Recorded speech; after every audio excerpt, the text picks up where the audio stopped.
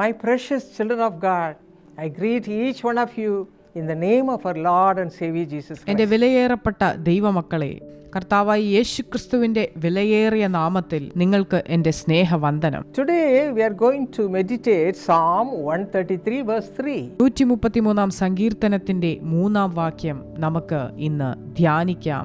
It's a beautiful verse and it says, "For there the Lord commanded the blessing, life forevermore." അവിടെയല്ലോ യഹോവ അനുഗ്രഹവും ശാശ്വതമായ ജീവനും കൽപ്പിച്ചിരിക്കുന്നത്.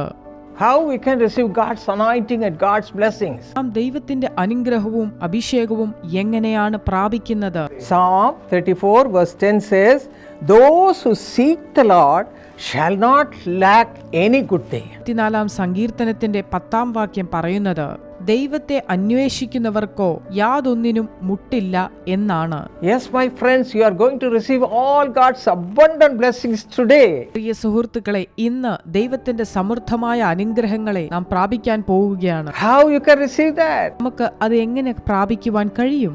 By seeking the Lord with all your heart. ഹൃദയംഗമായി ദൈവത്തെ അന്വേഷിക്കുമ്പോഴാണ് അത് സംഭവിക്കുന്നത്.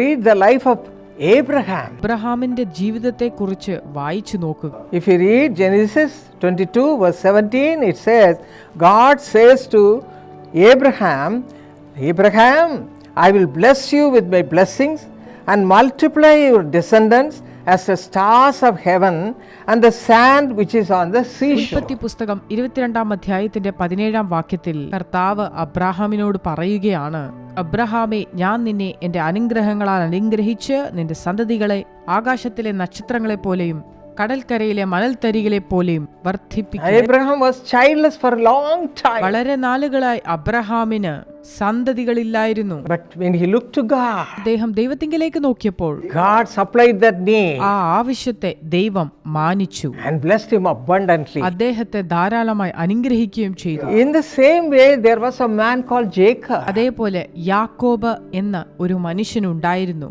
He also loved the Lord. അദ്ദേഹവും ദൈവത്തെ സ്നേഹിച്ചു. But when he went through calamities and troubles in his life, എന്നാൽ തന്റെ ജീവിതത്തിൽ ക്ഷോഭങ്ങളും പ്രതിസന്ധികളും കടന്നു വന്നപ്പോൾ, if you read Genesis 32 verse 26, ഉൽപ്പത്തി 32 26 വാക്യം നോക്കിയാൽ, he prayed a prayer over there. അദ്ദേഹം അവിടെ ഒരു പ്രാർത്ഥന പ്രാർത്ഥിക്കുന്നത് നമുക്ക് കാണാം.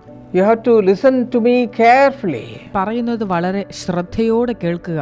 How he prayed. അദ്ദേഹം ഇങ്ങനെയാണ് പ്രാർത്ഥിച്ചത്, Lord, I will not let you go unless you bless me. കർത്താവേ, നീ എന്നെ അനുഗ്രഹിച്ചല്ലാതെ ഞാൻ നിന്നെ വിടുകയില്ല.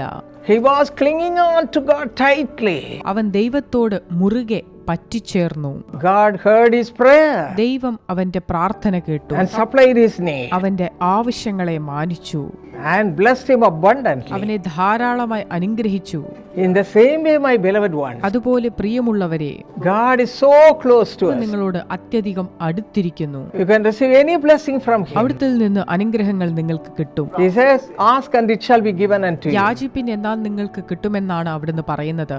Shall we ask right now whatever we need from him? അവിടുത്തെ നിന്ന് നമുക്ക് എന്തെല്ലാം ആവശ്യമുണ്ടോ അത് ഇപ്പോൾ തന്നെ അവിടുത്തോട് യാചിക്കാം. Father, thank you, Lord, for your wonderful presence even now. കർത്താവേ, ഇപ്പോഴും അവിടുത്തെ അത്ഭുത സാന്നിധ്യത്തിനായി നന്ദി. Your children may be talking to you right now. നിന്റെ മക്കൾ ഇപ്പോൾ അവിടുത്തോട് സംസാരിക്കുന്നുണ്ടാവാം. Whatever they need they have, whatever the problem they have, everything is known to you, O Father. അവരുടെ ആവശ്യങ്ങളും അവരുടെ പ്രശ്നങ്ങളും അവിടുന്ന് അറിയുന്നുണ്ടല്ലോ കർത്താവേ. Bless them, Lord. അവരെ അനുഗ്രഹിക്കണമേ. Hear their cry നിലവിളി കേൾക്കണമേ. right now. ഇപ്പോൾ തന്നെ Let your blessings come upon your children. നിന്റെ മക്കളുടെ മേൽ അവിടുത്തെ അനുഗ്രഹം ഉണ്ടാകട്ടെ. Let them be blessed like Abraham and Jacob. അബ്രഹാമിനെ പോലെയും യാക്കോബിനെ പോലെയും അനുഗ്രഹിക്കപ്പെടട്ടെ. Thank you, Lord, for hearing this simple prayer. ഈ ലളിതമായ പ്രാർത്ഥന കേട്ടതിനായി കർത്താവേ നന്ദി. In Jesus' name we pray. യേശുവിന്റെ നാമത്തിൽ ഞാൻ പ്രാർത്ഥിക്കുന്നു. Amen. ആമേൻ.